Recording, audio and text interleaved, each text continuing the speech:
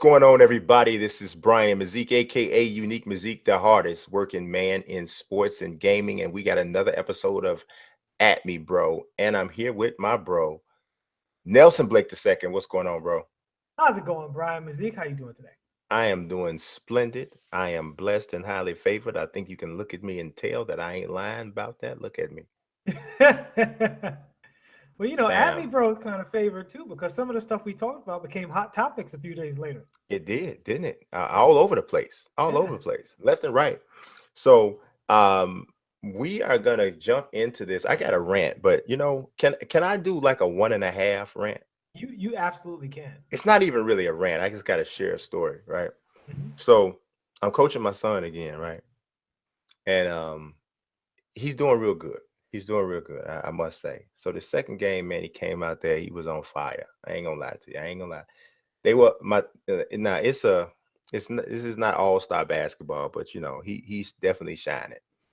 First half, they were winning 19-2, and Junior had 11. I mean, he draining threes behind screens. He Yeah, hitting that's what's up. floaters on the end of the lane. It was kind of nice. I must say. Maybe I'll put together a little highlight package, and I'll make it give that a segment in the show. We can break down the the technical specificity. You gonna break down his game like they do in Polo Bronny? That's what we're gonna do. Well, Yeah, we're gonna do Bronny Bronny. We're gonna give him the another. Bronny treatment. You gonna see, we're gonna see. Right. But I gotta all right. Here's what I gotta talk about. I have been paying a lot of attention to um the Overwatch League over the past, I would say 48 hours, right? 48 to 72 hours, maybe. And I gotta tell you, I am blown away with several things. First of all, I'm blown away with the smoothness and the polish of the game and all of its different modes and all of its different functionality. Like, I mean, okay, I gotta before I even say that, right? So that's the first thing.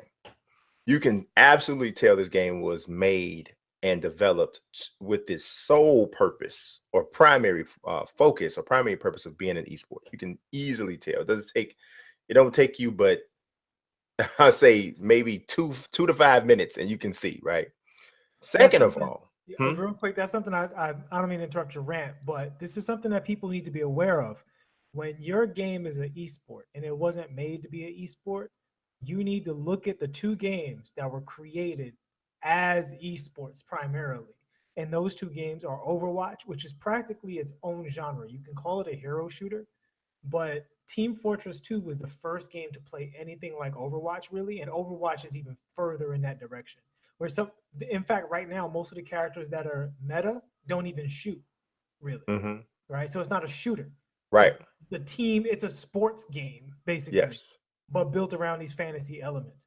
The other game is Rocket League, yeah, which is another faux sport. Literally an esport, a sport that does not exist in any relevant way in the real world, and almost could only exist in the video game world, and has done very, very well for an indie game as a result of that. And those games, you see, they do so well because they were built for that purpose.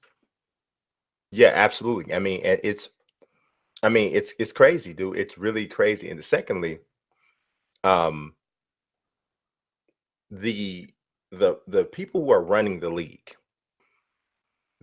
from the YouTube channel standpoint and from the overall presentation standpoint, they know exactly. They have a clear plan on how to condense their content for a highlight reel purpose. They know how to create other events that further the league and that can grab others' attention. They know how to create stars out of their players. The presentation is fantastic. It's fantastic. I'm talking about when you're watching a game, when you're watching highlights, whenever you're watching, it is literally the blueprint for how you do an esport. It's straight up a blueprint, right? So what I got to thinking is obviously the esports vehicle that I'm most attached to is the NBA 2K League. And I started kind of weighing it back and forth. And I'm like, 2K League got a lot of work to do. Absolutely. They got a lot of work to do. Because what I'm looking at is just from a presentation standpoint, right?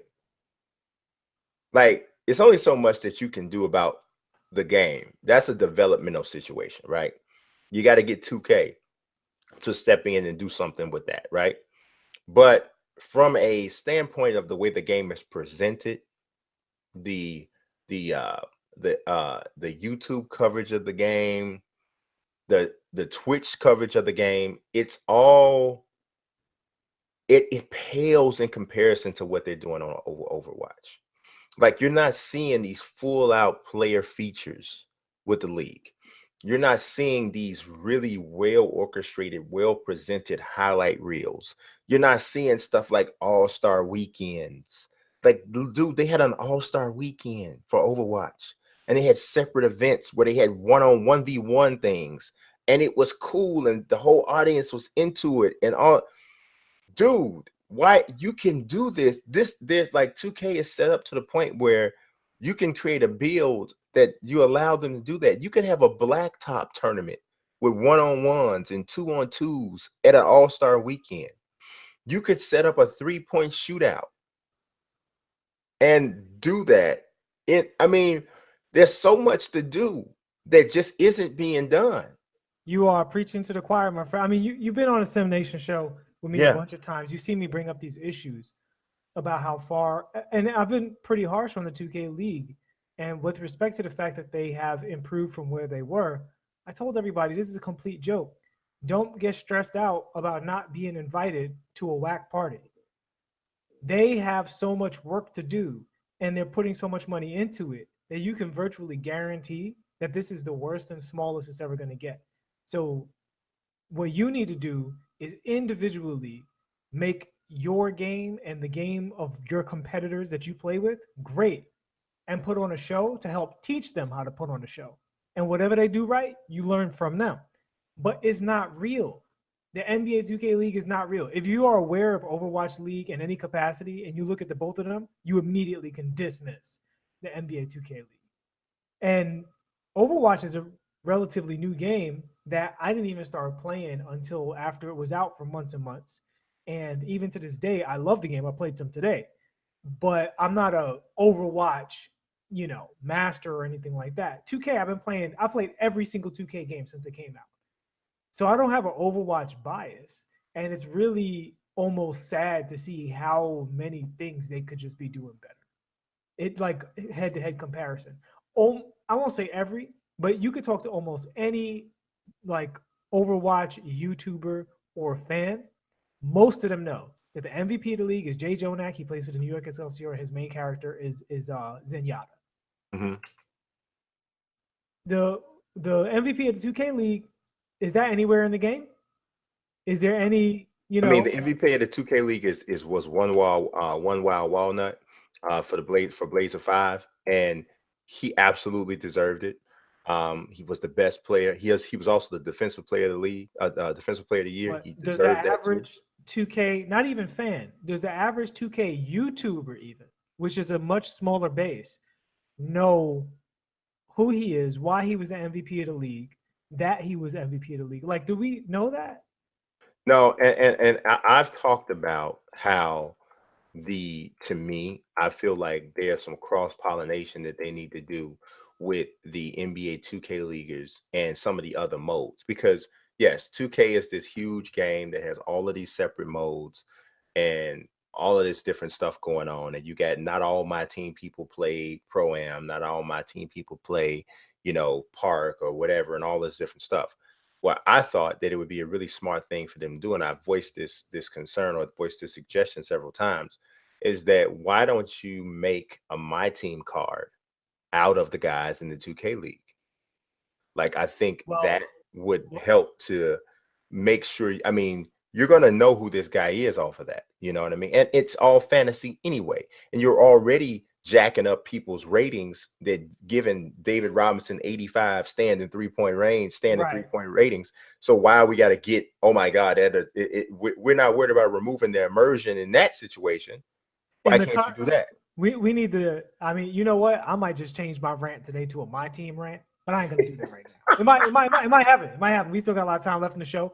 Uh, but I do think they need more integration. But here's the thing: the biggest celebrities in 2K are still Shakedown, Chris Smooth, Agent, Cash Nasty. You know what I'm saying? Like those are the guys everybody knows. The 2K League is still way behind on all of that stuff. And the thing about it is, I come from the fighting game community. I've seen that community go from being in basements to being on ESPN, which is what 2K wants to do. 2K wants to go from the thing nobody cares about from a competitive standpoint to being on ESPN, right? Yes. And you're a basketball game, so that's the logical conclusion. That's the logical, journey for the 2K League. In order for them to do that, community members have to demand more and contribute more with their imaginations, with their standards for the 2K League. Right now, and again, I could rant on this. I'm seeing too much thirst, too much desperation, and that's not going to work. They say few things are more unattractive than desperation, and that's what's happening with a lot of the players trying to get into the 2K League. It's not about desperation. It's not about 2K League's value. It's about your value and how your value can add to the 2K League. And I say this as far as community members, because if community members don't do it, there's no one working at 2K, and they don't even do the 2K League. The 2K League is by the NBA. It's the NBA 2K League. Exactly. 2K is providing the software. So there's nobody at the NBA who has ever run a successful esport. There's nobody there from Blizzard. There's nobody there from Capcom. There's nobody there from the guys running Rainbow Six Siege or Counter-Strike, CSGO. You know what I'm saying? So the community has to pitch in the same way the fighting game community did. It's a lot of individuals and groups that form strong communities and work together to make it great and figure out things by trial and error. And right now that's not happening, and the 2K League is looking lame as a result of it. And the improvements that they've made have been okay, but really marginal when you compare it to what's out there and how old esports is starting to get already. Yeah, I mean, I really couldn't agree more, man. I mean, I always knew that the 2K League had a ways to go, right? Because I've paid attention to some of the other esports before with League of Legends, Counter-Strike, Go, and even some of the Call of Duty stuff. And to be totally honest with you, Call of Duty isn't even on Overwatch's level when you're talking about the way just Right. the overall esports setup is there. I mean, dude. I encourage anybody, right? I'm not trying to tell you to just go become an Overwatch fan. I'm not telling you to do that. All I'm telling you to do is to go to this game's YouTube channel. Just go on your YouTube search after this video. Look at the Overwatch League. If you call yourself a 2K League fan, right, and you're interested in this, this vehicle being better and the whole nine, I want you to sit there and watch this, and you compare it, and then you just imagine the basketball product being used and developed in the similar way that you see what's happening here with Overwatch. And I'm telling you, I dare you to say that you don't think that a similar formula could work for this particular vehicle. I mean, I'm telling you, dude, I was like, whoa. I was really like, it blew me. It really blew me. So I'm gonna actually continue to watch. I'm gonna continue to watch. Yeah, I highly recommend you watch. I do recommend you watch, because here's the thing that's great about the Overwatch thing, the Overwatch League, is when Overwatch first started as a viewable game, period. They had scrimmages and stuff like that. They had tournaments, and then the league started. It was hard to watch, and they just keep working on it and working on it. And now it's much easier for the average viewer to get into. And I really think the sky's the limit. And they're getting more American and European players in there, which is huge, because right now the league is like, if the NBA, like the Overwatch League is to Korean people as the NBA is to black guys. You know what I'm saying? Yeah. So there's not a whole lot of people to root for. There's some, but they still have more to go in terms of rounding out the talent, so that regionally they can have more popularity too. Absolutely. I agree. well, segueing out of that into we're talking about popular. No matter how much, whether or not they're in the middle of the Western Conference standings, or whether or not they're in the top or the bottom, the Lakers are the straw that stirs the drink right now in the NBA. And it's crazy because it's even more than the Warriors, right? And the Warriors are the champions, but LeBron is in LA, and that's what everybody's talking about. So I got a question for you, Books.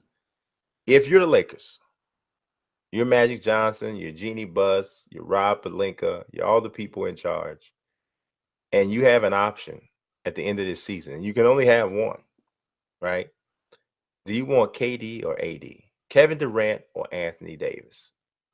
Okay, so in a perfect world where nobody ever gets hurt, I want Anthony Davis. But in the real world, where Anthony Davis is always hurt, I want Kevin Durant. And for me, it's pretty open and shut right there. Because the thing about Anthony Davis, I mean, his game is still growing. He's an excellent player, great motor, great attitude, plays both sides of the ball excellently. You know, comes up with new skills all the time, has virtually no ceiling. If he was healthy, he would always be in the conversation for absolute best player in the league. If he was healthy and if he wasn't on a, pretty mediocre team, mediocre to bad team. And with playing with LeBron, his skill set is the kind of skill set that a superstar can have next to LeBron, right? Like he's a guy who catches the ball as opposed to passes the ball, as opposed to bringing the ball up. He's a guy who finishes plays as opposed to a guy who starts plays, which LeBron loves. Now, I do think if they were on the same squad, they would still need a player who could create their own shot at the end of games. I think in a close game against a very talented team, you don't want LeBron going to the free throw line. You don't want Anthony Davis creating his shot against an elite team. That could get you to the finals, but it won't get you to championship reliably, right? I think LeBron does need a Kyrie Irving type player, Dwayne Wade type player who can go one-on-one and get his shot in order to win the championship. And for that purpose, KD's better, obviously. But I look at KD right now, I don't love the way his game meshes with LeBron's game. Obviously, they're both great players. KD can shoot, but KD got a little attitude, and KD, similar to LeBron, slows the game down in an ISO kind of way. So even though KD's more of a shooter and less of a passer, they're largely the same guy from a scheme standpoint. They catch it in some of the same places. They do a lot of the same things, and they require some of the same stuff from their offensive parts. And it's coming out more and more that LeBron is not a good off-the-ball player. I don't know if I agree with that. It's just true, so you should. No, I don't think so. LeBron is one of the best cutters. He's not. Oh, he's solid, but because here's the thing: the best cutters play mind games with their opponent off the ball. LeBron is just athletic, so he can be mediocre at playing off the ball and still finish. And he's also got a really high IQ. But if you watch LeBron off the ball, a lot of times he goes a little Westbrook and just starts standing around. He sets good screens, so he's not a mellow. He's not a horrible off-the-ball player, but he's not an excellent off-the-ball player. Like, say, Anthony Davis, who's an excellent off-the-ball player. Klay Thompson is an excellent off-the-ball player. Steph Curry is an excellent off-the-ball player. LeBron James is a mediocre off-the-ball player. He's not a good off-the-ball player. No, I can't. I'm not. Really I can't. That's very clear to everybody who's ever watched him play. I cannot go with he's a mediocre off-the-ball player. No, he's not a mediocre anything except for a free throw shooter. Yes, that's what he's a mediocre at. He's not mediocre. Right now. He's a mediocre defender. Okay, right now, he's a flip it on and flip it off type of a defender. So yeah, in the grand scheme of things, let's challenge this for a second. How good of a catch and shoot player is LeBron James? No, that's not his game. I mean, he can do it. That's an off-the-ball skill, though, Mazique. No. But there's more to that than that. I mean, how good of a catch and shoot guy is Anthony Davis? He's not in that situation very often. The difference between those two is at Anthony Davis's position, he doesn't have to be as good of a catch and shoot player as any wing player because the guy defending him is coming out of the paint and doesn't want to come out of the paint. You know what I'm But saying? the position that LeBron plays, and more so than the position, the role that he plays doesn't require for him to be a great spot up shooter, catch and shoot guy either, because he's Which is a very good thing rare. because he's not. It's very he's very rarely No, in but you that look at position. by comparison, you look at his peers, Paul George, Kawhi Leonard, Kevin Durant, all much better catch and shoot threes than he is. Everybody that you just named, with the exception of Kevin Durant, does not handle the ball anywhere as much. They're not the primary ball handlers on their team like LeBron is. I'm not saying there's not reasons he's a mediocre off the ball player. I'm just saying he is. No, I don't think He's a he's a me. solid cutter. He sets decent screens, but overall, he's much more comfortable and valuable when he has the ball in his hand. Absolutely. I'm not disputing that. I have a problem with the mediocre tag because I don't think that that's accurate. Well, that's fine. You don't like the word, but the bottom line I is don't. The definition doesn't match. It doesn't. I don't think he's an above average off the ball wing in the league. If you were only grading that skill, I really don't. I think, and also you have to look at this way too. Did you feel that way when he was in Cleveland with Kyrie? Yeah. No way. No way. He ran great two-man basketball with Kyrie. That's two-man basketball. That's not the same thing as being an overall great off-the-ball player. I mean, well, if that's honestly, if you think about it, let's clear this up, because when you're a great off-the-ball player, that means that your team can get high or equal value running the offense through somebody else, which is the central issue with LeBron James. Because if you look at the Golden State Warriors, they get high value running the offense through Draymond and Steph Curry, because Kevin Durant is equally dangerous off the ball. The same thing for Kawhi Leonard, and we talked about this on the show, and you agreed. Kawhi Leonard is one of the most excellent superstars at being a role player for several minutes and letting other people run the offense and then stepping in and being a go-to guy, which is incredible. But LeBron does not have that ability. He clearly. No, I can't say that he doesn't have that ability. What I can say is that he's never in that role. We're talking about all of these people that you're talking about are people who have played on teams with multiple stars, or they played in systems where the system is extremely balanced. LeBron doesn't play in that type of system. And the only time he ever the only time he's ever played off of or alongside superstars, he has played well off the ball. He played excellent off the ball in Miami, off of Dwayne Wade, off of Chris Bosh. He played excellent off the ball with Kyrie for the time that they were there. And you can't judge his. I think what happened in Miami was they said, look, we just have to give him the ball because it ain't working when we let Dwayne Wade be Dwayne Wade and Chris Bosh be Chris Bosh. This offense is a mess. They gave him the ball and everybody else became role players. And that's why people who run the offense through themselves don't want to play with LeBron, because they don't get a turn. Well, I mean, I definitely agree that to play with LeBron, LeBron's perfect. This is LeBron's perfect setup. LeBron's perfect setup is another guy that can create off the dribble. I agree with you there.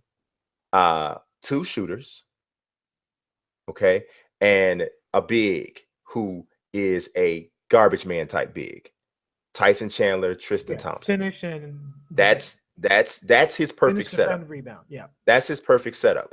The only person who he really gets the only time he really truly gets an opportunity to show his off-ball talent in that particular setup is when the other shot creator has the ball.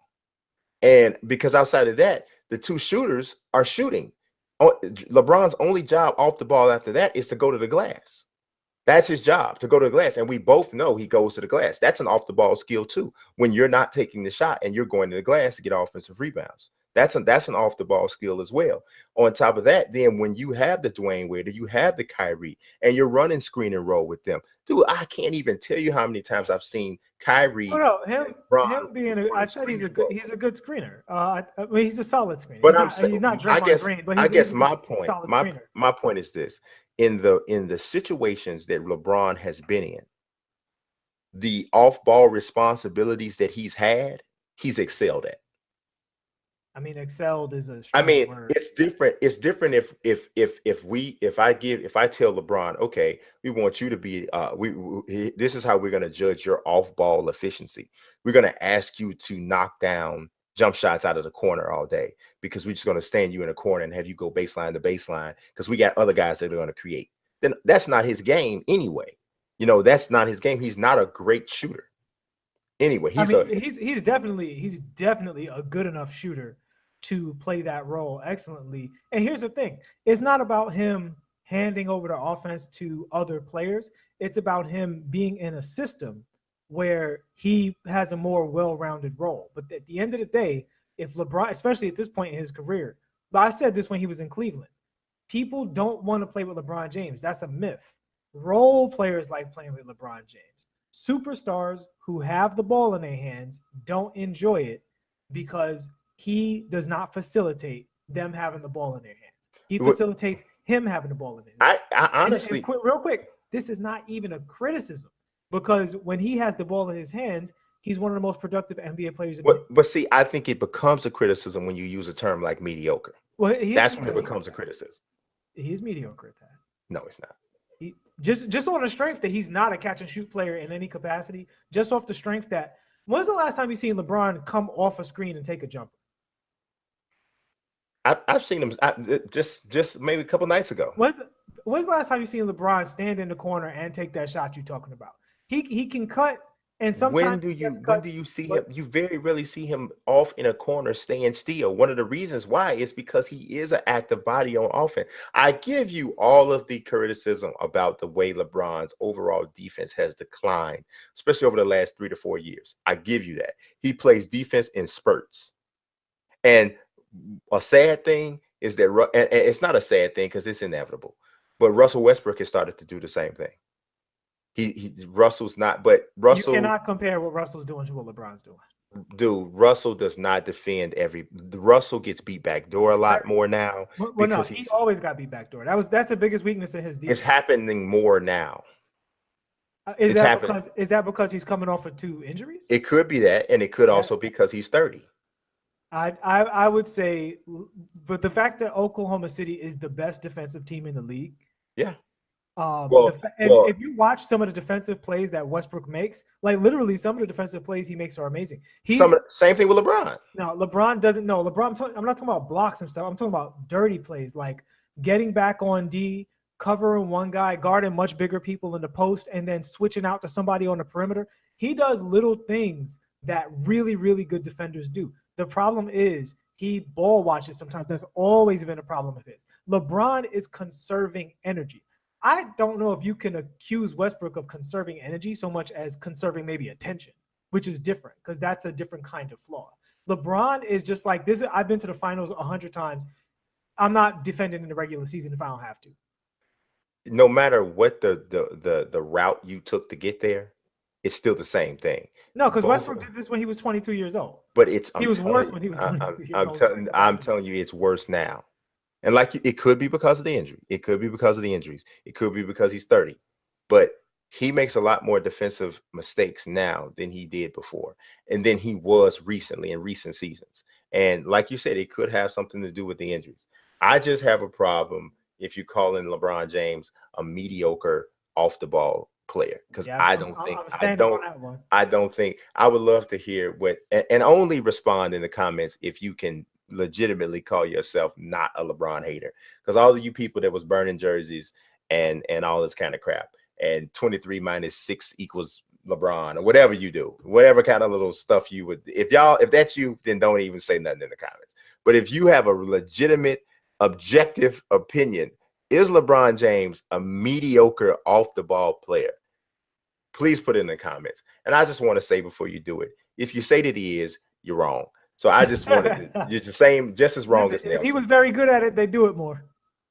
That's not true. Because if I'm a 55% shooter from the free throw line and a couple feet out, but I could get a dunk, I'm going to always take the drive to the basket, because even though I'm a good shooter from this distance, This is an even higher percentage. Usually, LeBron is a more effective player with the ball. LeBron is taking step back threes right now, like a lot of them too. Like, yeah, he is.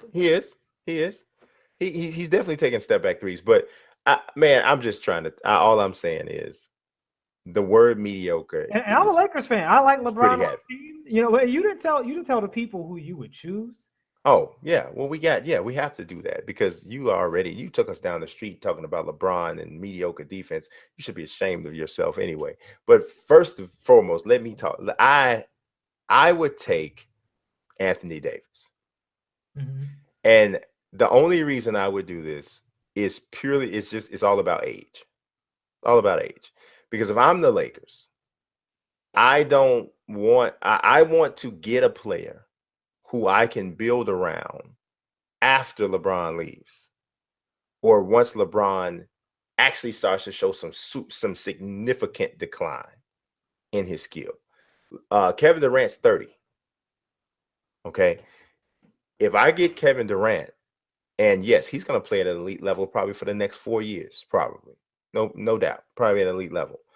But the next guy I get that I'm pairing up with LeBron, I'm trying to pair this guy up for LeBron to pass the torch to this guy to be the guy that we now are building around. I do think that, I mean, clearly, AD would be the greatest big LeBron ever had a chance to play with.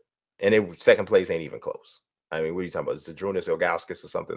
I mean, Chris Bosh is probably second place. Yeah. Chris Bosh is second place. So I guess it's somewhat close, because Bosh was a heck of a player and he just didn't get enough credit. People forget Bosh was like, 24 and 12. 24 and 12 with the Raptors, and people started acting like he didn't know how to play. Yeah. But whatever. But I would take AD. I agree with you that they still would need a perimeter guy who could get his own shot. He doesn't even have to be a complete player. He just needs to be a scorer. He doesn't have to be a great two-way guy and all that. He needs to be a flat-out guy that can get. And that's why I say Durant, because I don't think every team has to be perfect to win a championship. No, they don't. And I think in the case of LeBron James, I think that's what Miami was. Miami was not a perfect team. No. They just did what they did better than other teams did what they did. They were super athletic. Really great defense. LeBron's defensive prime is, I think, one of the great superstar defensive primes there were back in those times. So I'm not just trashing him to trash him. I'm really comparing him to himself. He was excellent. Like, except for like a Scottie Pippen or something like that. Like, he was up there. He was a defensive nightmare. I mean, you're a Chicago fan, so you saw it. Like, you don't have to say that. You don't have to say that. You don't have to do that. You don't have to do that at all. You don't have to do that at all. It's still you can't still be hurt after all this time. I don't because I felt a Derrick Rose thing coming. I felt that. It's not about Derrick Rose, man. It's about it felt like the fact that you saw up close his defensive prime. I know you watched those games very closely. That's all it was, man. Look, Derrick Rose right now is playing excellent basketball. Yes. I mean, yes. He looks great. Yes. I hope this continues. I hope he's where he is. Yes. I hope the Timberwolves continue to play well. He's covering up for Andrew Wiggins' mediocrity. That's right. Yes. Now there you go. I'm with you with the M word now. Well, it actually mediocrity. I'm with you. And there is a standard too, because LeBron is an elite player. Andrew Wiggins is a guy who is grossly overpaid. Yeah. So Andrew Wiggins on the surface is a mediocre player, but per cost, he's actually a bad player. Yeah. Yes. Right. Yes. If you just took the salaries and everything else out of it, he's mediocre. That's part of what I'm saying about LeBron. It's like, look, compared to the rest of his skills, I would definitely say his off-ball skill is mediocre compared to everything else he does. But I'm not going to get to that. What I am going to get into is his defense used to be excellent, and those teams did well by being excellent that way. If he had KD, those guys could play imperfect basketball in the finals, and just with LeBron and KD out there giving the ball to KD at the end of the game, LeBron playing playoff LeBron defense, KD playing his defense, you surround those guys, it might just be too much for you in the finals. And that's why I would still say I would go with KD, because I think the upper end of that is where you would get. Whereas with AD, it looks more like the perfect LeBron team. I just don't believe that kid's gonna be healthy, man. I just need to see it. I'm a Derrick Rose guy. So I have patience when it comes to health. Yes, you do. I have On patience. that one, we both can agree on that one. Yes, I have patience when it comes to health. So there we go. Speaking Now, of patience, speaking of patience, people playing Red Dead Online gotta be real patient if they want to buy anything. I'm telling you, I mean, they got water guns on there for $4 million. $4 million water gun, baby. You want this water gun? I'm gonna need that house. So what you think about that Red Dead economy right now, man? I think honestly, I think one thing we have to remember is that it's just a beta. I think they've done a really good, but it's tricky, right? Because it's kind of like you in a somebody tells you, hey man, I just want to spar, right? And you know, you're training for a fight and you say, hey, we just sparring. But when you get to the sparring session, they got a crowd there, and you know, everybody's got a corner man, and they taping up the gloves, and so before you get in, you looking like, man, I thought you said this is a sparring. I said, oh yeah, it's sparring, but it's live sparring, you know, so we got everybody involved. Come out and the other guy comes out, bah, bah, bah, gives you a quick one. You're like, wait a minute, dude, I thought we was just sparring. Is this real or what's going on? So it's tricking you, right? Because Red Dead Online, the demo, has this appearance of a finished product, so to speak, right? It has so many layers. It has all of this stuff that's already set up. But then you got to keep reminding yourself, oh, wait a minute, the game hasn't even been officially released. We don't even know how many modes are going to even be in this thing. Right. So it's a little easier to accept, because I really think they've done this perfect, because the single player game itself was worth the cost. Yeah. And by itself. Yeah. And the fact that they're giving this whole entire second game at no additional cost really takes a lot of pressure. At no additional cost. Right. You know, you don't have to, because you don't have to buy into all of that stuff. You don't have to. It's up to you, right? This whole mode is yours. Well, that's where the controversy comes in, right? Yeah. Because there's a couple of issues with the economy that I think are worth discussing. And you and I are both on the same page to a degree, in that with microtransactions, there's always the if you don't want it, don't buy into it kind of thing. But I do think it's important when, like we joke about 2K18, you charging 1,000 VC for a haircut. That's right. Yeah. Yeah. I had a lot of them. Yeah. So are they being predatory is the key, right? And should they be, I don't want to say entitled, but is it fair for Rockstar to say you should also dump some money into the online?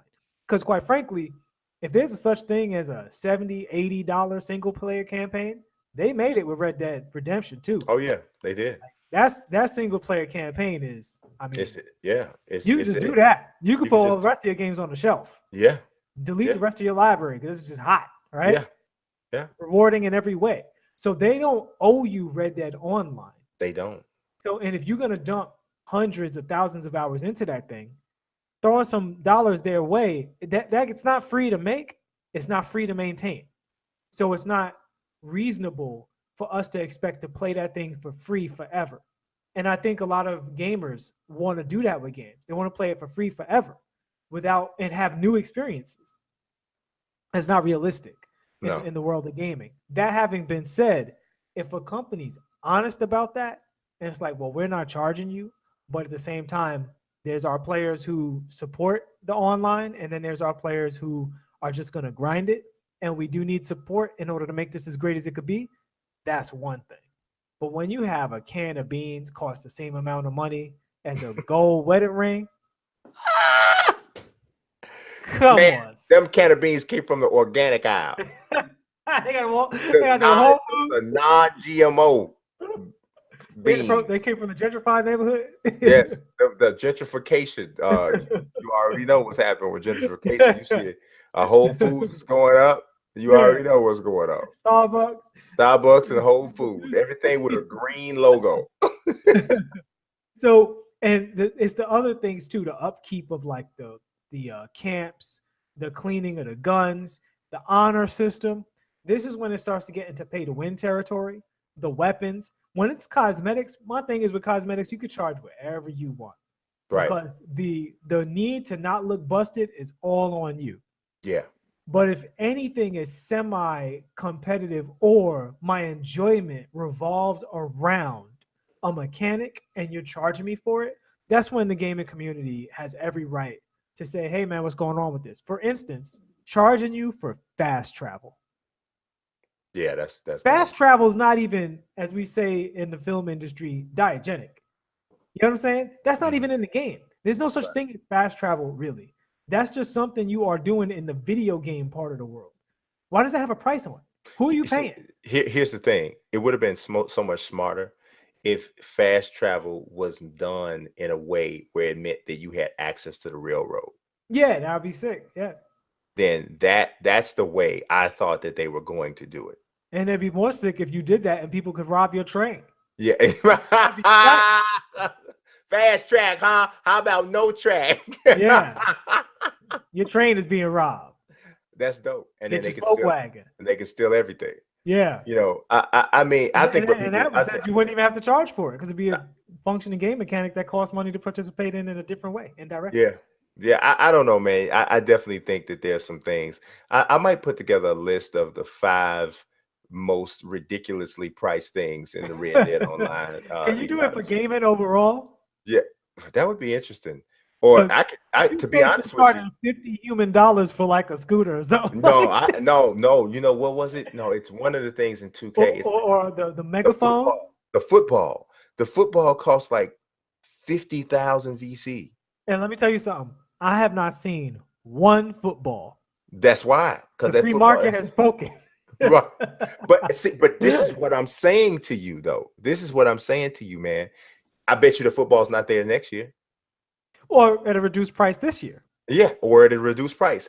If you, I still maintain it, and I understand what you're saying, right? But I still maintain that the way you make a company change is to stop paying it. That's all well and good, B. But here's the problem. Red Dead Redemption sold, I think, what was it? I don't remember the number. It's something ridiculous. It was an insane number. Yes. Insane number. Millions and millions and millions of copies, right? Right. All the copies. Everybody got one, right? Yep. My mama got one. Yep. Might have to. So here's the thing. There's no way for the individual gamer to stop the whales. Some of these guys are coming home from the accounting or IT job. They not married. They spend all their money on their toys. And they just come home and just like, I throw $50 at Red Dead. I don't have 300 hours for that horse, but I want the horse. What else am I spending that money on? And the whales make it worth it. And in any community, when you allow a small number of people to ruin the experience of a large number of people, you probably need to tweak the structure of what's Do you think that it's really a small number, though? It depends on what you're talking about.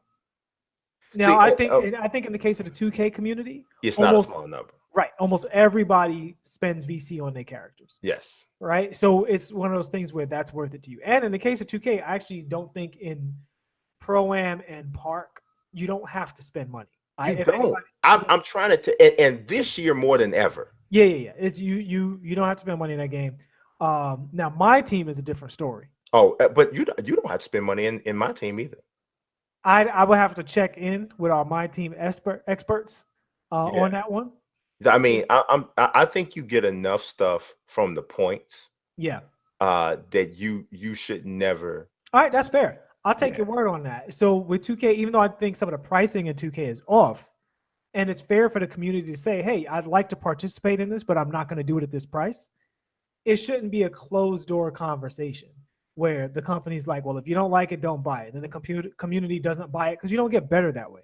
See, I wouldn't. Everybody has to compromise and adjust for the things. I don't think that's the angle I would take if I'm 2K or if I am Rockstar. I'm taking that angle as a consumer, right? So if I already bought Red Dead Redemption 2, right? So clearly, yes, this game made a ton of money. But if they weren't looking and hoping to make more money off Red Dead Online, they wouldn't attach a price to it.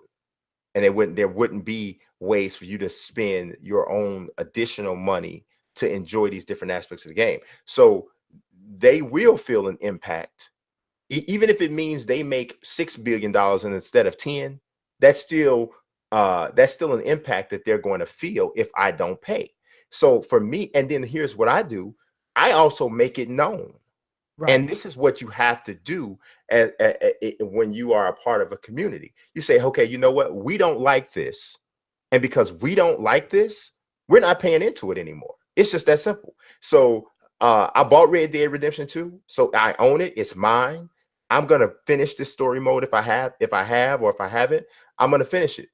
But I'm not doing this Red Dead Online thing until I see this change. And I still believe that if enough people react that way and make it known that this is why we're doing it, these companies have no other choice but to change.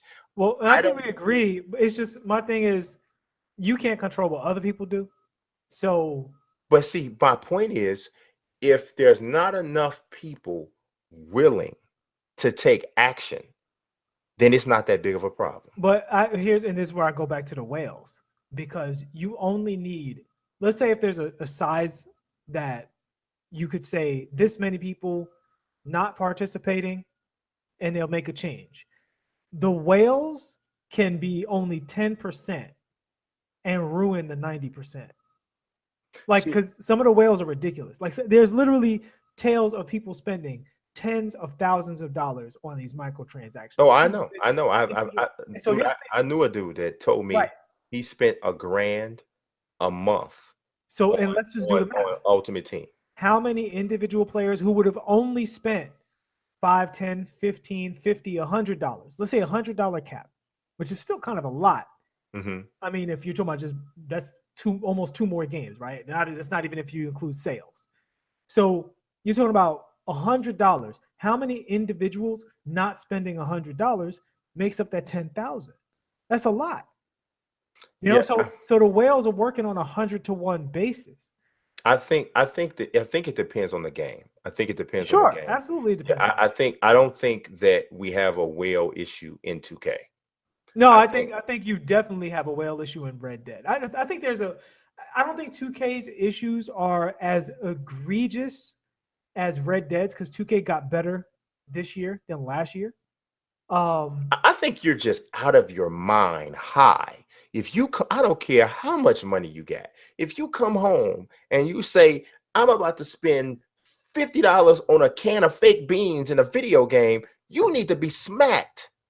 I agree with you. I mean, but here's the thing. I'm not about telling people what to do. My thing is this a fair price? Is a fair question to ask, regardless of how many people are buying. That's my thing. That's ridiculous, man. That's ridiculous. Like, dude, I had a conversation with my son. Like, this summer, he lost his whole entire mind with Fortnite skins. Just lost his whole mind. And all while I had him working for me, right? And I was paying him a good amount for an 11-year-old or 12-year-old to be making to do what he was doing for me. And so he spent, like, on the real, he spent like $200 to $300 on skins, on V-Bucks. And all he was buying was skins. And I'm like, dude, I gave you the gaming craze. So, I get it. Right. I understand. Like, so I'm not like one of those fathers that's just like, you need to start playing them stupid video games. That's not, that's not who I am. Right. Yeah. But I'm telling you, you're spending inordinate amounts of cash on a fake product that doesn't exist. It doesn't even impact your experience. It's just a cosmetic for what you're running around in. And at the time, he didn't get it. And he came to me about 2 months ago. He said, Dad, I feel stupid every time I look at those skins. He was like, I opened up my Fortnite account and I look at how many skins I got. And I'm like, why did I blow all that money on these skins? And the answer is actually, once you get into a dopaminogenic system of pleasure release, your judgment falters. It doesn't matter what it is. It's not just games. You're right. It's not just sex. It's not, you know what I'm saying? It's not just hobbies, anything. It's not just drugs. Yeah. This is how your system breaks down and you start making bad decisions. And so when we say, is it a fair price? As of right now, capitalism is amoral, right? It does not have good morals or bad morals. It just is. The idea is to make money. But at the same time, when you are asking for your community to participate in anything whatsoever, now it's different. See, if you just selling me a product, if you just a tire salesman and I either come and buy your tires or I get them from somewhere else, then the free market speaks. But once you start saying, show up to our streams, do a YouTube video on our games, here's some product releases so you can, talk about our stuff, come to our event, then there's more give and take in the relationship. And I can say, hey, not only do I not think your policy is fair, but I think you're trying to get over on us. Yeah. And I I mean, think it's more than just the free market when in this day and age where these companies are trying to form more of a relationship with their community, because their community is what makes them spend money. And the last thing I'll say to this is, even though we said what we said about that game being great and the online being probably a worthy game all in and of itself, nobody's playing the online if nobody's playing the online. So everybody there who's providing population is doing, it has a symbiotic relationship with Rockstar. And so in that relationship, it gets a little more complicated than just don't like it, don't buy it, don't like those prices, don't participate. Although Can of Beans is crazy. Absolutely. Can of Beans is crazy. And I don't know. I guess this is another one that I mean, we agree, but I guess like you said, it's kind of like Malcolm and Martin. Like we want the same things, but we are talking about going about it a different way. Yeah. I want to do a boycott. I think that's the move. I think that's always the move. The problem is gamers only boycott when they get offended. But I judging by some of the stuff you hear over social media, it sounds like some people are offended. Well, a small group, but the bottom line is Red Dead is too excellent. There's too much love in that game for this one thing that you don't even have to do to offend you to the point where you in a Fallout 76 type scenario. Woo! You get one of them nylon bags. You out. Get one of them nylon bags. You out. Yeah. All right. Well, speaking of being out. There we go. Somebody was almost out. Yeah. We're going to shift gears quite a bit, guys. We're going to some boxing. One of the biggest fights of the year, definitely the biggest fight of the weekend, took place actually on a much lesser note, and not a lesser note in terms of, I'm talking about in terms of the magnitude of the fight, but not in terms of the fallout.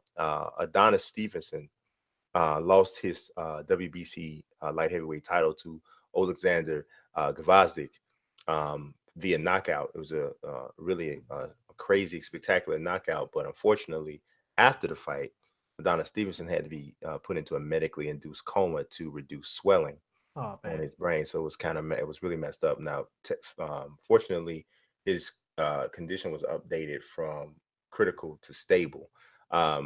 There was a lot of things that went on after that were actually, could be, I mean, they could be a whole segment in themselves. I'm not really going to get into that now, but yeah, it was crazy. But on the same night, we saw Tyson Fury take on Deontay Wilder in what I would have to say is top 2-3 fights of the year for sure. Mm-hmm. Just exciting from the beginning to the end. There's a lot of talk going on about this fight, right? I saw the fight front to back, and I'm sitting here, I did watch it in a bit of a noisy type of a, not super noisy, but mildly noisy type of a environment, because I had a couple brothers over watching it, which is not the way I normally watch fights. Anybody who knows me knows I watch fights in almost silence, because every once in a while, in between, around, I'll make a comment, but for the most part, I don't do a lot of talking. And neither do the people watching with me, if there is somebody. And usually if that is, it's just my wife and my son, maybe. But Tyson Fury won this fight. Yeah. He won this fight. I think at the very most, he obviously he got dropped twice. The 12th round knockout was sensational in the fact that Deontay Wilder's power is amazing, but more sensational was the fact that Tyson Fury got up. I was blown away that he got up. I mean, because when he hit the ground, it looked like, you want to go night-night? That was a solid hit. You want to go night-night? It looked like that. And He got up.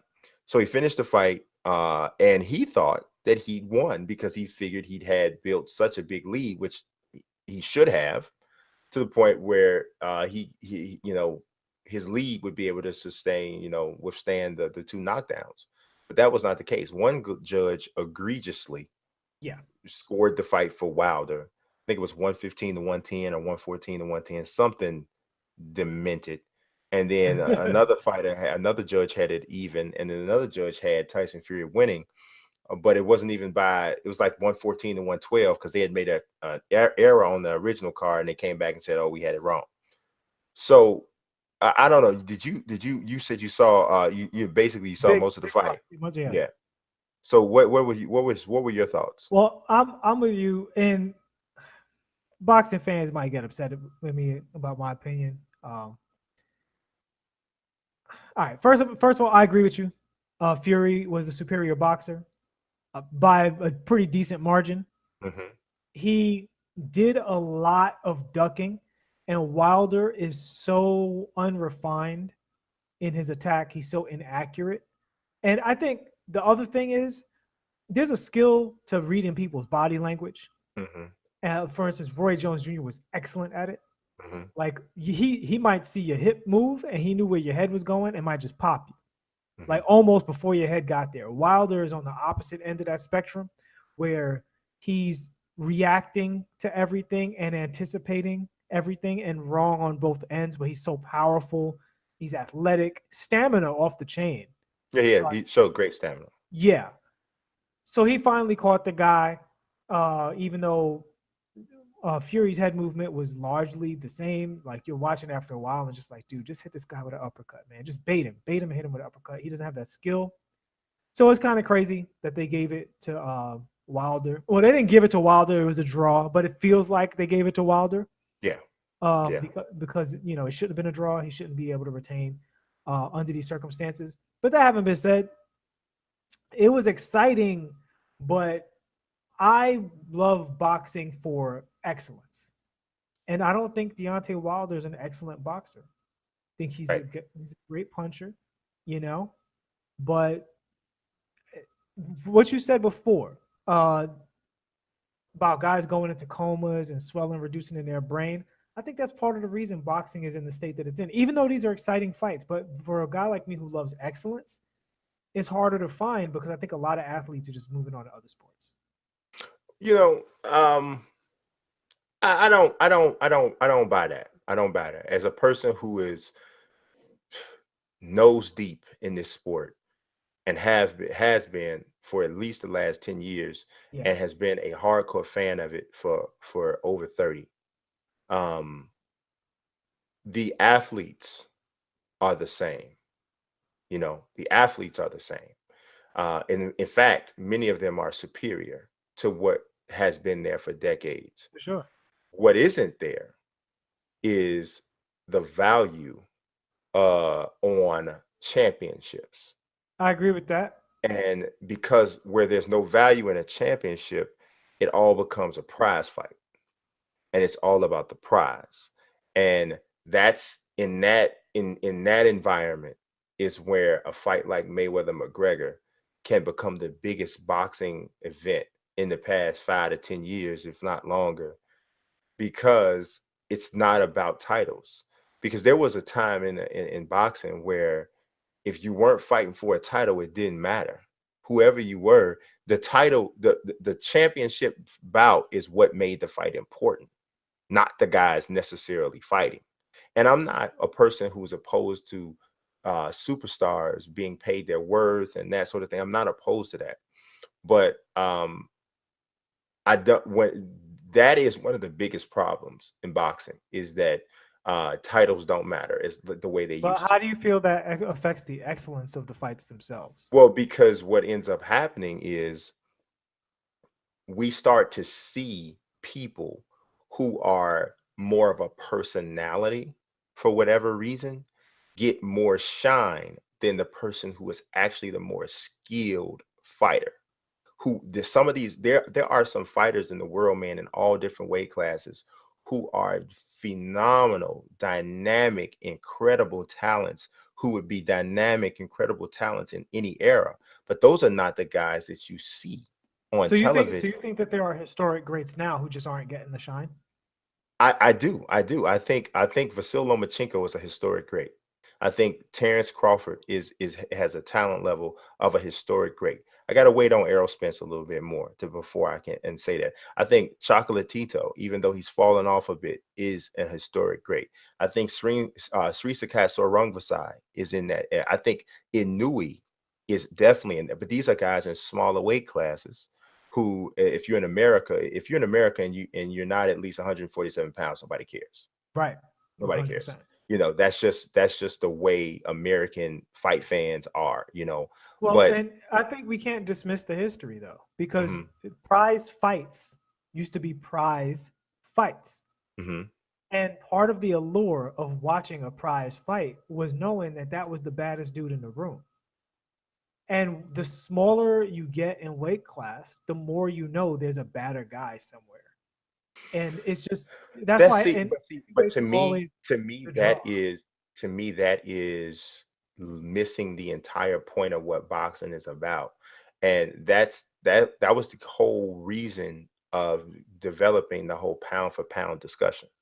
That's where that came from, because it was originally created so that a person, no matter the size, because it's not as if a featherweight faces a heavyweight. So if we're trying to quantify who's greater, how do we do that? If we just go on, if your weight and your size is a part of your greatness, then that means the little guy never has a chance. Oh, I And agree. I agree with you. I'm just saying, and I'm not applying judgment to it. I'm just saying this is what it is. that, So I mean, unless like if the sport, any fight sport, any combat sport is going to be healthier when you have great fighters at least above 175 pounds. I think that's only true in America. Possibly, but Americans are also bigger people. Yeah, I think that's only true in America, because in Asia, and even in the UK, which size wise is no real difference than what we have here from a proportional standpoint. But this is the only, well, no, I can say in the UK it's still, there's a bit of size bias, not as much as it is here, but there is some, you can tell. But especially in Asia, that is not, and that, like you said, probably goes to the fact that from a size standpoint, traditionally Americans are bigger people on average, you know. But the fact that you can recognize and appreciate greatness, no matter the size, I think is very important. I think I've always said, and I do agree with you, boxing thrives the most when there is an American heavyweight champion. Usually, this is an exception to the rule, because Deontay has never been promoted well. Mhm. Never. You are an American heavyweight champion who was 40-0 with 39 knockouts. You have knocked out every single person you faced, because the only fight he didn't get a knockout in, he knocked the guy out nasty in the rematch. So literally every single man he's ever fought up to the Fury fight, he's knocked out. Fans love heavyweights, they love Americans, and they love KOs. Yeah. He has all three. There's no excuse for him not to be a bigger deal. He's not a bigger deal because he doesn't have the ability to market himself.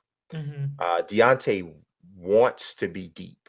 He wants to be philosophical. He wants to be the guy who can grab a microphone and captivate. But the truth of the matter is, he sounds silly. That's just the truth. That's just the flat out truth.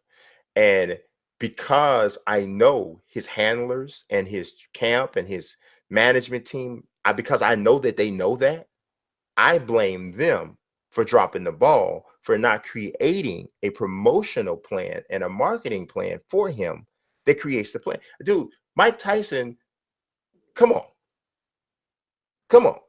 You Yeah, know, but I mean, do you really? I mean, even if you look at them head to head, Mike Tyson, there's a certain standpoint of like the Zion Williamson phenomenon, right? mhm. Sometimes it's just a feat of athleticism that everybody looks up and says, I'm not a big college basketball guy, but I need to see that. Mike Yes. Tyson looks crazy what he was doing to people. I've watched a lot of Deontay Wilder's knockouts and stuff like that. It doesn't give me shades of Tyson. He's just a guy who's a great puncher. No, I'm not saying that it gives me shades of Tyson. What I'm saying I'm saying is, if he had all those flaws, but his fights look like Tyson's fights, I think he'd be way bigger. here's what I'm saying. What I'm saying is, Mike Tyson also was promoted. Yeah. He was promoted. Deontay Wilder is not being promoted. Now, why do you think UFC does such a better job of this? UFC does not do a better job of promotion. UFC does a better job let me promoting clarify. 3 to 4 fighters. Why do you think the UFC has so many big personalities that everybody knows about? I think they have one personality that everybody knows about. Really? Yes. You go down the street and you ask most people, who is John Jones? And they'll go, like, if you're not an MMA fan, and John, does he fight? Ask him who Conor McGregor is. That's that. Oh, I know that. Even no matter what their opinion is of him, they have one and they know who he is. Conor's the only. Now, Ronda was, I believe, when she was fighting, but Conor is the only. And you can't really count Brock because he's in and out. But Brock would be one too. But in terms of who this is actually the issue right now with the UFC, because the UFC is in a feast or famine type of a thing. If Conor is not fighting, the pay-per-view totals are significantly lower. But I'm talking bad. Like, some of them are just. I think some of them are bad, but I've also seen a lot of these recent pay-per-views where Dana White was extremely happy with the result. Dana White's a salesman. And Dana White's not going to get up there and say, I've seen him say when he wasn't happy with the result. In fact, I think that's part of the reason he gives Woodley such a hard time, because Woodley doesn't help him out with those. Woodley, it's not Woodley's job to help him out. I know. It's his job to help Woodley. I'm with you. I'm just saying this is evidence that Dana White has been candid about when he wasn't happy. Part of the reason Woodley's not a bigger deal is because there's a lot of racist UFC fans. But John Jones and Anderson Silva were both phenomenally huge talents. John Jones still doesn't sell like Conor McGregor. But John also spent a lot of time sitting down. When John was ascending, John's a different kind of guy. John's not an urban African American. Neither is Anderson Silva's not even African American. No, he's not. But I'm talking. Tyron Woodley is. Anderson Silva's not an urban African American. Tyron Woodley's an urban African American, and it matters, especially in that demographic. Mm-hmm. It matters. And that, I mean, people can talk about, his fight wasn't this. They can pick one fight of Ty's and say that it wasn't spectacular in terms of action, and that's the fight against Demian Maia. And he fought Demian Maia the way he needed to beat him. But Ty, I love Woodley. So you preach to the choir. Yeah, Ty gets confrontational. What he used to. He doesn't. He's learned, but he used to get confrontational with Dana. That's the wrong move. I would say if you go to any person that knows about charisma, Tyron Woodley is objectively less charismatic than John, Daniel Cormier, Rashad Evans in his heyday. Oh no, yeah, absolutely not. And do you watch Tyron Woodley on Hollywood Beatdown on TMZ? I don't watch TMZ. He has a show that he's on with, I forget the guy's name, but he's on there and he does a show. It's called Hollywood Beatdown. Ty has a personality. It's just not a personality that traditionally appeals to the majority of UFC fans. It's just not the same. Do you think he's as charismatic as Cormier and John Jones? I don't think he's as charismatic. That's what I said. No. I didn't say both. Daniel Cormier is different. Daniel Cormier just has a gift for communication. But Daniel Cormier is not accepted either. Daniel Cormier's pay-per-views suck from the number standpoint. They're terrible, especially for a dude who is arguably one of the greatest fighters to ever live. I mean, not arguably, he is one of the greatest fighters to ever live. A person of his stature, the number should be higher. His number should be higher than Conor McGregor. He's accomplished more. They should be higher. John Jones absolutely should. John Jones is the greatest fighter we have ever seen. Yeah, but John spent a lot of time not fighting. John spent a lot of time not fighting. Conor McGregor threw a freaking dolly through a bus window. Nobody cares. That's just drama to people. Nobody. There's very few people. Why is John's now I'm not going to watch the fight. Why is John's not just drama? No, his issue is he hasn't been fighting a lot. No, I mean it hasn't been, dude. Conor McGregor didn't fight for 2 years. No, but the thing is, if you had John Jones have a boxing match with the biggest boxer on earth in the last decade or more, it wouldn't sell. Not like Mayweather. What I'm saying is, if that scenario had happened for John, he would have more popularity. You can't dismiss Conor's crossover action and all of the buildup, because that was marketing genius. Like, those guys worked really, really, really hard together to build that up to a very, very high level, to the point where even people who didn't know who McGregor was really got hyped about the fight. And so you can't just look at that and then make an apples to apples comparison about Conor missing time and John missing time, where John was just suspended. There's a big difference. Yeah, I don't know, man. I see this on a day-to-day basis. There's a very clear, and the fighters themselves, Tyron Woodley would say this, Demetrius Johnson would say this. I think even Anthony Rumble Johnson and John Jones would say this. Tyron Woodley gets a bad rap. I agree with you. I don't disagree. He gets a short end of a stick. But I still think that MMA has done a better job and I would say MMA overall. Obviously, UFC is the biggest name in MMA. I think they've done a better job of having more names out there in the culture. I see names. I hear MMA discussion from a lot of different sources. I only hear boxing discussion from boxing people, unless it's Mayweather, Pacquiao. The Wilder Fury thing was a nice standout. Golovkin, you'll hear some stuff, but for the most part, it's only from boxing sources, where I see MMA stuff in many other parts of culture. And as a guy who does other parts of culture for a living, like, I literally see it. Like, you know what I'm saying? Like, yeah, I mean, I definitely think that it's, I don't know. There's a lot of money being spent in boxing right now, and that's not by accident. Mm-hmm. That's not by accident. But we're staying in MMA, and we're going to talk about some of the event coming up, the next pay-per-view for the UFC. It has a nice set of fights at the top for one of the fights that I've been really, really waiting on is this Brian Ortega Max Holloway fight. It couldn't take place at first because Max Holloway had some concussion concussion symptoms, even though he was cleared. And it doesn't appear that was actually the case. So there's actually some investigation going on into that. But he has been cleared for this fight coming up Saturday.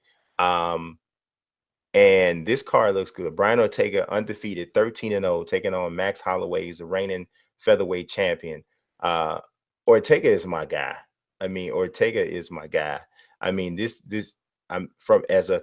It's just beautiful to see how his game has evolved. Mm-hmm. Like, he's evolved so much from just a pure submissions guy to a well-rounded, all-around mixed martial artist. And I don't know. I think this does have something to do with the fact that Holloway's had some physical issues, but I got Ortega winning this fight. Yeah, I would agree. I mean, I have a lot of respect for Frankie Edgar, even at this point, and the fact that he could come out on top in that fashion. Yeah, I would agree. Yeah, I mean, he's the only guy to ever stop Frankie Edgar. Yeah, it was a long time. I was watching him Frankie Edgar for a long time, and just watching him grind out against people. And so I agree. Yeah, I mean, it's gonna be. It could. I mean, don't get me wrong. I wouldn't be surprised if Max Holloway won, because Max Holloway is an outstanding striker and he has outstanding takedown defense. But that's just the thing about Ortega. He doesn't have to take you down. Like, he's locking in submissions from a standing location. He's showing that his hands are good. He has really long arms, especially for the weight class. I'm just saying, I don't know that there's a 145er in the world right now that wants that work. And yeah, I think Max gonna get that work on Saturday. I think it could go either way. Like a lot of top UFC fights, this isn't super lopsided. I'm very excited to see it though. Well, Yeah, definitely be watching this one. definitely looking forward to that. Now in the co-main event, we got Valentina Shevchenko taking on Joanna Jędrzejczyk. This is an interesting fight because Joanna is coming up from strawweight, coming up off of 2 losses to Rose Namajunas. So she lost a title to Rose Namajunas. There was a controversy a little bit because she had a really, really rough weight cut for the first fight. And she says that she was compromised for the first fight. And so she got knocked out. In the second fight, she fought, and the fight was much closer. But Rose Namajunas, and this was oddly enough, this was the night. This was the event where Connor threw the dolly through the bus. Rose Namajunas almost got injured by it. Yes. She was mentally bothered and almost didn't fight, but she fought and she won the fight and defended her title. So yeah, Jędrzejczyk now, who obviously by virtue of the fact that she was having the tough weight cut issues, is moving up 10 pounds to flyweight at 125. And now the flyweight champion at first was Nico Montano. She won the title by winning her season of The Ultimate Fighter, but she's been ravaged by injuries. She was supposed to fight Valentina Shevchenko earlier this year, but she had a bad weight cut and couldn't fight. UFC immediately stripped her, which is more trash because you let Connor keep the belt for 2 freaking years without defending it. But you strip this girl for getting hurt or getting sick in the weight cut. Whatever. Okay. So and you're about to strip Daniel Cormier of his title because you're not going to let him keep the light heavyweight title, even though you let Connor keep his for 2 years without doing it. Well, okay, whatever. But she's moving up. I think we're both in agreement on the show that the special treatment that Connor's gotten is disgusting.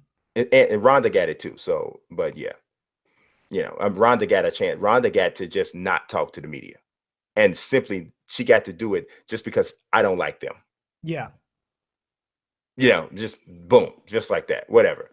So it's crazy. But yeah, Jędrzejczyk is moving up to 125 to take on Shevchenko. Now, if this fight had taken place at 115, I would probably say that I would have thought that Jędrzejczyk had an edge. But at 125, Shevchenko is so physically strong. She has her striking is excellent. It's not on par with Joanna's because Joanna's striking game is they've actually faced each other in Muay Thai before when they were very young, much younger. Mm-hmm. So they know each other fairly well.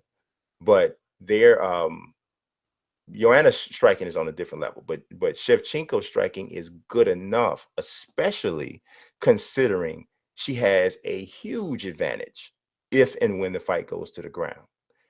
She is a vicious, nasty young woman if the fight goes to the ground and she gets top position. So for me, and on top of the fact that Joanna has endured some tough weight cuts, 2 losses, it's very tough to know like what kind of damage that does to a psyche of a fighter. And also, Joanna's a little bit of a bully, right?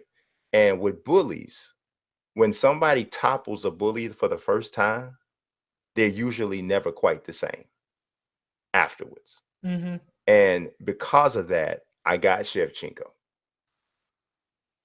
I don't have a prediction for this one. I haven't seen them both fight enough to make the call. Mm-hmm. So I'm gonna have to watch this one and give you my analysis of what has happened. Yeah. Before I can give you real feedback on a prediction. I'm gonna tell you, I think that this fight could be the fight of the night on the card. I think it could be the fight of the night. Now you're gonna it'll get some push from Alex Oliveira against Gunnar Nelson, because that one has definitely some potential. Hakeem Dawodu against Kyle Bochniak also has some potential for fight of the night. Maybe even Renato Moicano against Mercy Bektic, that even has some potential. So on paper, right, this card looks really, really good. I mean, really good. Like, okay, I'm just going to run off some of the stuff that's on this card. So I just said some of them. That's the main card. You also have Jimmy Manawa against Thiago Santos. That is like somebody's going to get their head knocked off. Like, for real. Like in the first row, get your fisherman's net because somebody's head might come flying out. Then you got Claudia Gadelia against Nina Ansaroff. That's a good fight. Claudia Gadelia is a former title challenger. Then you got Olivier Aubin Mercier taking on Gilbert Burns. That's another battle against two really highly touted young lightweights. The women's flyweight bout has got some name recognition, but the fight's probably gonna suck. Caitlin Chukagian against Jessica Evil Eye. That fight's gonna. Caitlin Chukagian, all her fights are horrible. God bless God bless her, but all her fights are terrible. They're oh God. You know what she does? Remember Monica Seles with the grunting? Yeah. She does that like with every single kick and punch. It sounds like somebody has Chun-Li on loop or something. It's bad. It gets on my nerves. But Elias Theodoro takes on Eric Anders, which is it could be a boring fight because I think Theodoro can just take him down and kind of neutralize him a bit. But if he stands and bangs against any type of firefight with Eric Anders, that could be good. I mean, then you got the early prelims. That got Brad Katona, who is undefeated, taking on Matthew Lopez. Chad Laprice against Diego Lima. Carlos Diego Ferreira against Jesse Ronson. And then you got Devin Clark against Alexander Rakic. This card here. So here's what I'm saying, right? This is a test card for what we've been talking about with the appeal of the UFC and how it's a feast or famine type of thing. If you are an MMA fan, you will be hard pressed to find a more solid card of really good fighters with decent names within the sport than what you got on this card. This card is solid. This card should do 500 to 600,000 pay-per-view buys. I would think that's what it should do. I'm not sure it'll do that. Yeah, I don't know if the names in this card are the top names. But see, that's kind of my point, right? Because Brian Ortega might be one of the 5 best fighters in the world. Max Holloway is, right? Definitely. Valentina Shevchenko is probably the 2nd or 3rd best female fighter in the world right now. Joanna Jędrzejczyk is in the same category. If people don't know that, that shows you and proves to you that they don't know the best fighters in MMA aside from Conor McGregor. No, I think there's other people that they know a lot more. A big list of people that they know a lot more. Like who? Like, well, we've been over some of the names. John's a bigger name. Daniel Cormier is a bigger name. It's also about the people who've been in the sport for a while that are, some of them have had fights recently. Some of them have been kind of hanging around. Some of them are on their way out. But there's been a transfer over from, say, the GSP era, which was like when GSP started to rise. That's when John's like rookie season was. There's a transfer happening now. The transfer is partially a little sloppy because the 3 biggest stars at the time in UFC, John Jones, Ronda Rousey, Conor McGregor, spent a lot of time not fighting. Now, different people have come up and made names for themselves. There's some people who are like entertaining, but not really like winning, even though he just won, like Cowboy and stuff like that. Like, there's a lot of good fighters that are starting to come up, but I think UFC is just in a transition period where this newer generation is really starting to form names for themselves. And the women's division hasn't fully 100% recovered yet. You've got some names out there like Cyborg and stuff like that where people know who they are, but the fights haven't stacked yet. It would be different if Holly Holm went on like a 5-fight win streak title defense, and then you get some stories built up. Some of these stories haven't built up across all of the divisions yet. I think in the divisions where those stories have built up and you have people like really coming up to, meet each other, and like there's some people who talk about catch weights here and there and stuff like that. Those stories are still really, really compelling to people. I just don't think it's across the board. And I agree with you, but I think what we're talking about here is why, right? The reason why that hasn't happened is because the UFC doesn't promote anyone except for the bigger names. They only promote the people who actually don't even need promoting because they're self-promoters. And that's where the problem is, because the UFC should be promoting the guys like Demetrius Johnson, who's not a outward loud promotion guy, but there is a campaign for him. They could have eaten it alive with the comfortable nerd, the nerd that's comfortable in his skin, that it's That goes back to also what a I was gamer. saying before, though. I think when you're Demetrius Johnson and you don't have the personality, I think you could overcome that if you were 6'1". No, here's why I disagree with that. Because now I'll say this: would he have more? Yes, if he That's was what I'm 6'1", saying. he That's would how have we more, agree. but he still would not be what he still wouldn't get what he deserves, right? So, say for instance, he put together this same exact run, right, that he's done that he did with the flyweight division, and he did it with the heavyweight division, and he had the same person, It'd be a and bigger deal. he had the same personality that he has. I He think still I wouldn't think get. I think it'd be a big deal. It would be a bigger deal, but it wouldn't I be as think it'd be a big. It big deal. wouldn't be as big a deal as Connor, and it should be. It should be. Well, I think Connor's a phenomenon, though, because He is. Connor, He is. because He I is. think it's unfair to compare everything to Connor because he has that. He has an it factor. Yeah, he has an it factor, right? Like he has that over the top, charisma. And when I say charisma, I don't mean in terms of him being a good guy. No, I it's mean polarizing. exactly, and he's magnetic, Yeah. right? It's hard to look away from Conor McGregor. You can't compare everybody to that. Well, But I think comparing to people like, and again, he's an excellent fighter, but a guy like Cormier that's a more fair comparison to say, would he be closer to Cormier's success? And I think he would be if he put together this run. I think he would be closer to Cormier's success, but my point is that Cormier doesn't get the love he deserves either. Cormier's fights don't hit. When Cormier headlines a card, it doesn't sell as much as it should, not considering who he is. The boxing or the basketball or any other sport equivalent to Cormier is a much bigger deal than he is in the UFC. And that's on the UFC.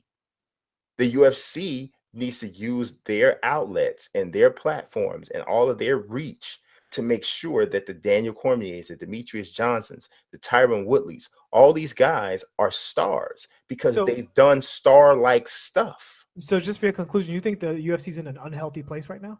I don't think they're in an unhealthy place from a financial standpoint, which some might argue that that's all that matters, right? I don't think they're in it because they just secured a humongous deal from ESPN. They also just got even a larger percentage of their pay-per-view revenues from the cable networks. So they're in a good place for that. But you can't ignore the numbers dropping from viewership and the numbers dropping from pay-per-views. If you look at their pay-per-view numbers across the board, you got Conor, and then you got everybody else, and everybody else is so we low. Can expect Conor to. It's too low, and I'm telling you, I think it's because there's if as many people are into into MMA and the UFC the way you're talking about, and you're hearing general conversations about the sport, more people should know who Max Holloway is. More people should know who Daniel Cormier is. More people should know who Demetrius Johnson is. More people should know who Valentina Shevchenko is.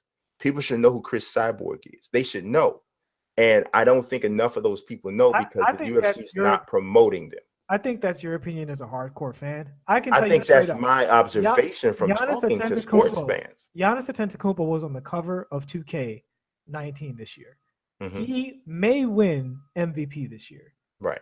And 2 years ago, a lot of average basketball fans could not tell you what team and position he played. It's just how casual fans are. They just don't go that deep. There's a lot of people who say they NBA fans that basically know LeBron James, Steph Curry, Kevin Durant, maybe Russell Westbrook. See, and that was it. And they couldn't tell you.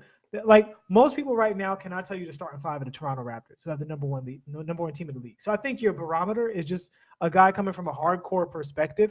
And I'm not saying that there shouldn't be more people who appreciate the sport more, who appreciate excellence more. Because I agree with you about, particularly in UFC, I think UFC from a skill standpoint is pretty much better than it's ever been.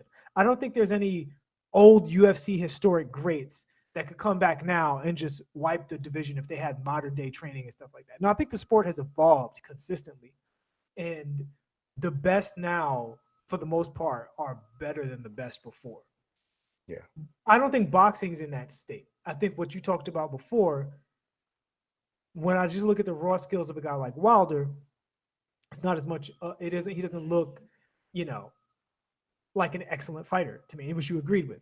So I think there's excellent fights in the UFC and people should appreciate it more, but I think that expectation is unrealistic based on how most people follow sports. Yeah. Well, we're going to move into the last segment, which you got something on your mind. My rant is short and sweet, man. I'm tired of these game developers thinking that the way to make their game more popular is to make their game easier. The skill gap is what makes us addicted to games. We got addicted to Mario because of how many times we fell in the hole, how many times we missed that turtle shell, and what it felt like to overcome that obstacle. Gaming, not entirely, but largely, was a test of skill and reaction time and reflexes and reading what was happening. And now, so many of these games are removing those elements while some of the most popular games keep those elements in. So you take a game like League of Legends, which is widely regarded as one of the most difficult games to play. So much so that a Riot developer once personally told me that there's not a North American that knows how to play our game. Said that outright. Overwatch is in the same place. If you're not Korean or the 0.00001% of top Western players, top, not 1%, not 0.001% of all players of the top, you are not skilled enough to be a professional Overwatch player. Then you have a game with so much potential to be so rewarding and awesome, like Red Dead Redemption Online. Auto aim. Auto aim in 2018, we have an auto aim online multiplayer shooter. Who is this for? It's one thing when you're shooting 40, 50 NPCs running from, you know, the law, dealing with banditos. But what motivation do I have to buy your super expensive gun when there's no accuracy stats that really matter? There's no recoil stats that really matter, because at the end of the day, whoever has the most lag is going to lose the gunfight due to auto aim. Now, this might sound like a salty guy who's been shot up a lot on Red Dead Online. I actually haven't played Red Dead Online because I'm not motivated by the desire to play an auto aim shooter. That just doesn't move me. And the single player game is so awesome. And frankly, the updated version of Destiny that I'm playing has excellent shooting mechanics. Overwatch has excellent shooting mechanics. Far Cry 5 has really underrated shooting mechanics. There's no reason for me to get involved in a multiplayer game holding people's hands with auto aim. I hope they change it, at least when it comes to PvP oriented events.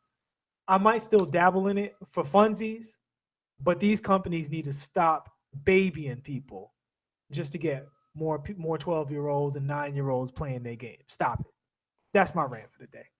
Well, I'll tell you, I agree, but I think there's a point here that you're missing. What's that? And I think what you're missing is the fact that people are not the way they used to be. At least not as many of us are the way that gamers used to be. Before, gamers were a lot more apt to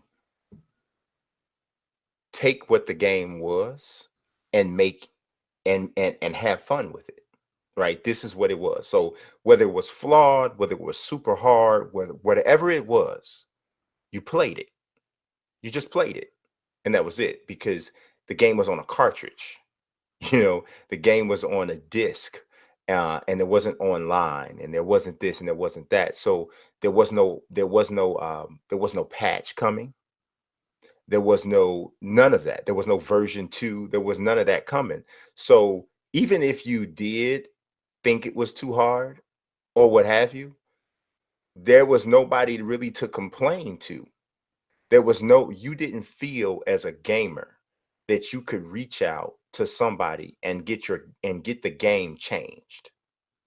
And so now what we have is we have a entire generation and era of gamers who know that if they whine enough, whether they have a point or not, because some whine because the game is flawed, others whine because it's too hard, and they don't want to go through, they don't want to be challenged. They just want to win.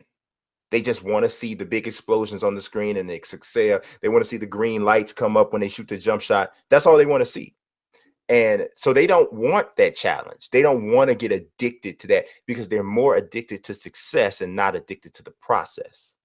And I think that that is a fundamental change in a lot of gamers, right? So the companies, in reaction to that, and in many cases, an overreaction to that, are saying, oh, they complained, just change it, just change it, just change it. Or they're gonna complain, don't make it too hard, don't make it too hard, don't make it too hard. And I think that there is a very delicate balance that they now have to worry about or to maintain, that didn't have to be maintained back in the Mario days or the early Mario days, like you were making reference to. Because now, if a game comes out and a bunch of people are saying, man, that game too hard, it's blah, blah, blah, blah, blah, and enough people get on social media, within 2 weeks, less than that, the game is ruined. Now, before we move forward, I need some examples of that before I give you my rebuttal. Some examples of what? A game that came out that was a great game, but it was ruined because it was too hard. No, not saying necessarily the game was great. I'm saying when I say that, I'm saying negative feedback in general. But see, this is what I'm saying. People, when they get frustrated, they cry. Yes. But that has not, to my knowledge, resulted in people dropping a game because it was hard. People love the hard games. That's my entire point. I'm not saying I love the hard game. I'm saying people love the hard games. In single player games, if you look at a lot of the popular single player action games, God of War, Bayonetta, Dark Souls, the entire series, Bloodborne, these are games. No, God of War, maybe not. Well, actually, no, God of War, they even put it, even that game, even Batman and Spider-Man. People love those games because of how much they can push themselves in those games. And while some of those games are more difficult than others, the ones that are easy, do you see a lot of content online about people playing New Game Plus and unlocking the harder difficulties? They love the difficult aspect of that game. Nobody's crying about any of those games being too hard. And when it comes to competitive games and Twitch games that people watch on Twitch, most of the top Twitch games are games that are extremely hard to play and extremely hard to get into. So these companies that are dumbing down their games are not the ones who are doing the best at what they're trying to do. And I agree. I agree with that. So real quick, and just to say, with Red Dead Online, Red Dead Redemption 2 as a single player game requires a lot of you. The biggest complaints in the first week, every time I do something, I get in trouble. The cops get on you, it's instant death. If you don't do this to your camp, you have to upkeep, you have to eat, blah, blah, blah. They cried about it, and they all bought it and played it. They could have made that easier by dumbing it down. Why, when we get to the multiplayer, would you turn tail and run and put in auto aim? You know why? What's the evidence for that? You know why? Why? Because people can take losing to a CPU better than they can take losing to another more skilled human opponent. If that was true, why are all of the top Twitch games, and these are the top Twitch games right this very second, right. League of Legends, Hearthstone, Dota 2, Overwatch, PlayerUnknown's Battlegrounds, Rainbow Six Siege, Counter CSGO. These are really, really difficult multiplayer games to play, and they're the most popular multiplayer games. What I'm saying is, I'm not disagreeing with you in saying that these companies are wrong to dumb down their product. I'm not saying that. I'm saying what they're doing is they're reacting and overreacting to complaints from fans who don't want to be challenged. And many of them, and this is what you hear constantly throughout the 2K community, when a lot of people were crying about steals and they were crying about this, that, and the third with a different with the way the game played, there were a lot of hardcore gamers, hardcore 2K people that were saying, don't change it, leave it like it is. Right now, it requires this. Right now, you have to do this. You have to do this. You have to do that. But you had other people. I mean, I literally had people tweeting to me saying, dude, this is not real life. I don't want to have to think about the same things I think about in real life, playing basketball, playing a video game. And Okay. I'm like, are you serious? Like, really? Like, and literally, like, this was multiple people saying this. And I'm sure there are thousands and thousands of other people who feel the same way. Now, I agree with you. I don't think that that is enough to make a person run, tail, and hide and not play a game. But I can see how an organization would see that and overreact to it. I said this to the people at 2K several times. Do not freak out about some of these complaints. So in some of these areas with your game is moving in the right direction in some of these areas. Now you guys are going to undo some of the good work that you've done to try to appease people who are simply complaining because they're not winning enough. And I think so. In that way, I 100% agree. I don't disagree with you at all in any way. What I'm saying is, I'm saying this is why they're doing it. And I think that a big problem of it is, like, dude, the internet is an awesome, beautiful, awesomely horrible, beautiful thing. Right. It is, right. So it's given me a way to make a living. It's given us a way to talk right now. Like, you and I had built a relationship before I'd ever seen you in life. I've Yeah. seen you in person now, but before that, we'd already built a relationship. There's people that find their wives and husbands and all this different kind of stuff online. But at the same token, its presence has ruined or damaged. Well, it's also where some people find their victims. So. Exactly. Exactly. That's exactly my point, right? Because, like, dude, like I think that, like, patches are nice and stuff. That's cool. But I sometimes, dude, to be honest with you, sometimes I miss the days of gaming when the game just came out and there were some imperfections, but we figured out our own workaround. Oh, we see this in fighting games all the time. Yeah. The greatest fighting games that most people consider are games that were never patched, that the Yes. community just had to deal with it. Yes. And Yes. while you can go back to those games and go, man, all you have to do is change this one thing and you're in a good place. At the same time, some of the brilliance came from working around those limitations. Exactly. And you know what I look at it as? I look at it like in baseball, right? In real life baseball. In real life baseball, every ballpark is different. Mhm. Every ballpark has different dimensions. Every ballpark has a lower or higher wall. Depending on where you are, you might have, stronger wind, or the ball doesn't carry because of the atmosphere, the density in the air, or whatever. But to win, you have to work around that stuff. And some of it, like, sucks. I mean, dude, in Houston at Enron, it used to be called Enron Field before that whole thing happened. But they had a heel. Right. They had a heel in center field, literally a heel.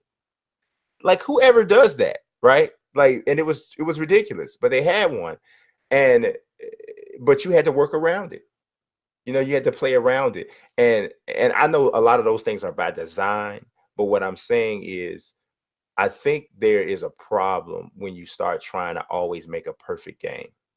And that's what patches are largely trying to do. You're trying to perfect something that can never really be perfected. So the perfection, if at all, or the real enjoyment to me, comes in where you're like, okay, you know what? This is what this game is, right? And some of the individual challenges are going to start to come about. And like you're playing double dribble, right? Everybody knows if you go to the right side on double dribble, you get way more shots. There's way more sweet spots on double dribble. For all y'all that's too young to understand that, Google it up. Double dribble. It's a really old basketball game. Google Family Guy double dribble. Exactly. That'll tell you the story better than just seeing the game. To tell you the whole story, right? So, but the thing of it is like, in that imperfection of design and development, what would happen is your true skill would come out if you could beat a guy going to the left. Yeah. You know what I'm saying? Going to the left. So it almost created its own home in a way type of a situation. You know, To bring this back to the beginning, I think this is part of the reason the 2K League is not as great as it could be. Because they over-regulated that build and basically made every player a 80 rating. I say this, and nobody wants to hear me, man. I'm trying to tell you the awesomeness. And you and I had this conversation before, and you have a different take on it. You're and I agree, and I see how your thing can work as well. But I really feel like there should be more room for people to individualize their builds so that you can really truly see how spectacular somebody is in their build. And I think that your skill level should play a part in what your build is, the capabilities, the physical capabilities of your build. Your philosophy, if I remember correctly, is the skill gap has to come strictly from the stick command, the reaction, the instincts. That's it. In the game plan too. And the game plan. Yeah. So I don't have a problem with that. I guess perhaps I don't have confidence that they can develop a game that does that. Well, see, here's the thing though. And we're kind of segueing into a 2K thing, but this is part of it. Even though sim heads will make fun of these dribble gods and stuff like that, individually skill wise, all that post up stuff and all that dribble god stuff is some of the more exciting stuff in the game. Watching people stand on the corners of the 3-point line and at the hashes is not the most exciting part. And it was more fun to watch Dimes on his Pro-Am team with Hall of Fame ankle breaker and a 99 ball handle, whatever character he had, than it is to watch him in the 2K League. This is my point, Books. This is my point. No, we agree on the result. We just don't agree with the method as usual. Yeah.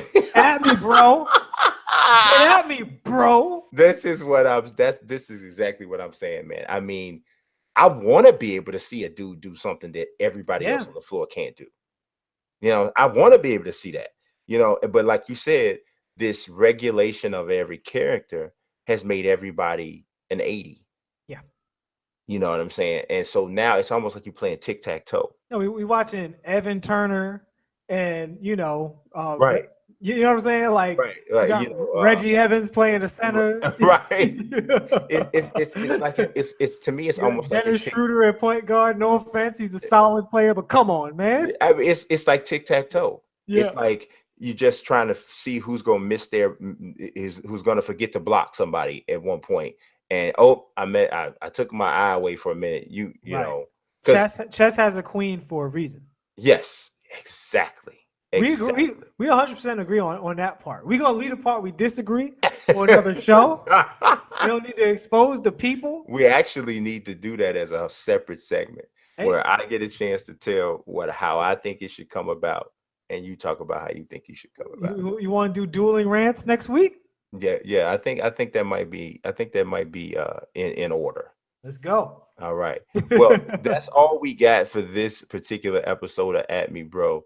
I want to say thanks to Miss Mazique, aka Sunshine, aka Tamu Upendo, which is Swahili for my sweet love. Y'all can Google that up. She has actually been producing this show for us and keeping the segments, trying to keep the segments tight. We only disobeyed her like once or twice, but it was all good. So I appreciate her help and assistance. She's also my editor as well. So she's been doing a phenomenal job. I appreciate her. Excellent work. Yes, that's all we got. Books, I will see you next week. And, you better have it ready because I'm coming. I'm coming with it. Let's see it. Bring it, brother. Come at me, bro. Come at me, bro. All right, y'all. God bless and peace. I'll be weak. I'm very unique.